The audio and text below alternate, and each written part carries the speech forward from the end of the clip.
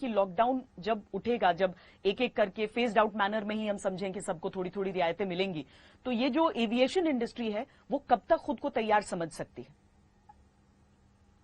Madam, मैं आपको और आपके माध्यम से आपके व्यूअर्स को बताना चाहता हूं कि हमारी तरफ से पूरी तैयारी है। हमारे जो एयरपोर्ट्स हैं, हवाई अड्डे हैं, जो हमारे इंसिलरी जो काम है, पूरी तैयारी है। और हम लोग एयरलाइन से भी यही कह रहे हैं कि आप भी अपनी पूरी तैयारी रखिए।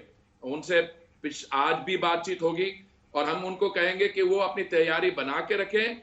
जैसे ही सरकार ये निर्णय लेती है and we are able to announce the date of resumption के डोमेस्टिक ट्रैफिक के लिए, तो उस समय, उसके बाद ज्यादा समय नहीं लगे। वो कब होगा, 3 दिन बाद होगा, हफ्ते बाद होगा, इसके बारे में मुझे मालूम नहीं है, पर मुझे पूरा विश्वास है कि जब भी हम ये निर्णय लेंगे हमारी तैयारी पूरी होगी और हम जो रिस्क है उसको जहां तक भी संभव है उसको हम मिनिमाइज कर पाएंगे।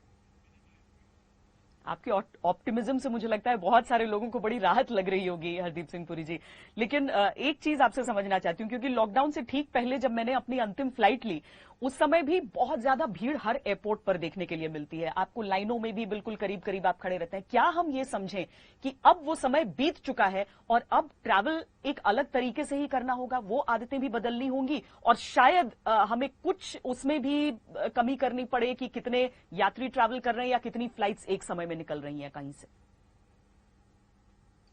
मैडम, जहां तक मेरी ऑप्टिमिज्म का सवाल है, वो तो थोड़ी सी मेरी डीएनए में है, तो मैं नॉर्मली ऑप्टिमिस्टिक रहता हूं। पर इस समय जो मैं आपको सामने बात रख रहा हूं वो मेरी पर्सनल ऑप्टिमिज्म नहीं है।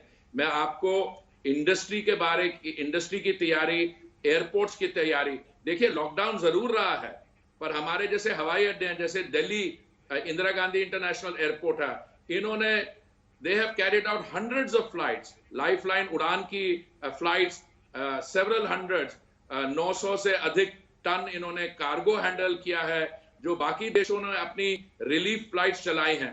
तो कोरोना वायरस के कारण स्टैंडर्ड ऑपरेटिंग प्रोसीजर्स में बदलाव तो आएगा।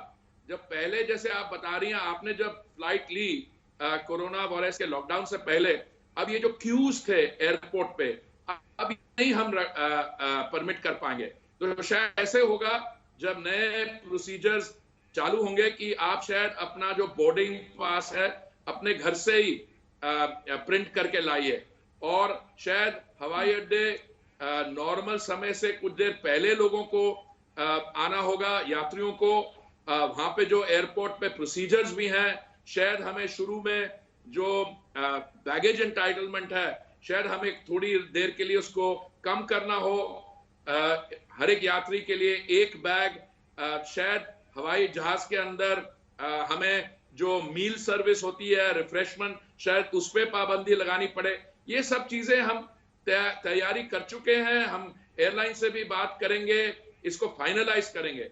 हमारी तरफ से तैयारी पूरी रहेगी कि जैसे ही सरकार जो इस पे निर्णय ले कि हमें सिविल एविएशन की जो डोमेस्टिक ऑपरेशंस है वो चालू करने हैं, तो मैं समझता हूं उसके बाद हमारे समय नहीं लगेगा।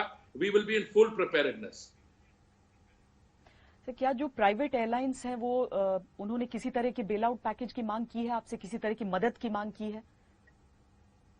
देखिए, ये संभव है। सारे जो इंडस्ट्री सेक्टर्स हैं, मैं उसको बेल आउट पैकेज नहीं कहूंगा, मैं उसको किसी और एक और तरीके से डिस्क्राइब करना चाहता हूं। देखिए, उनकी कुछ ऐसी मांग है, डिमांड्स हैं जो बिल्कुल लेजिटिमेट है। जैसे एविएशन टर्बाइन फ्यूल पे जो टैक्स लगता है, दैट इज अबाउट 30-40% जो ऑपरेटिंग कॉस्ट होता है, वो 30-40% एविएशन टर्बाइन फ्यूल का होता है।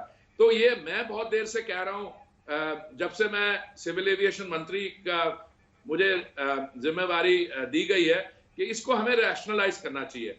कुछ और चीजें हैं, एयरपोर्ट चार्जेस हैं, कुछ और चीजें हैं, डोमेस्टिक रूट्स जो हैं।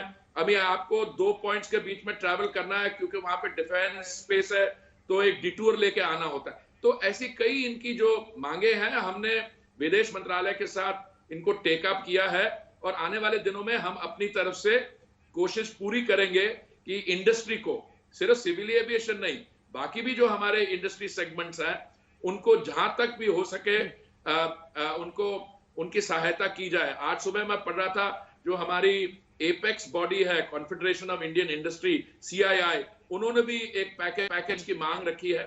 देखिए, इस समय हमारी $3 ट्रिलियन की इकोनॉमी है, बट प्रायोरिटाइजेशन जो उसके अंदर है वो migrant workers, daily veg earners और उन ऐसे लोगों को उनकी प्रायोरिटी बनती है, और साथ बाकियों के लिए भी। इसके लिए क्या हमें कदम उठाने होंगे।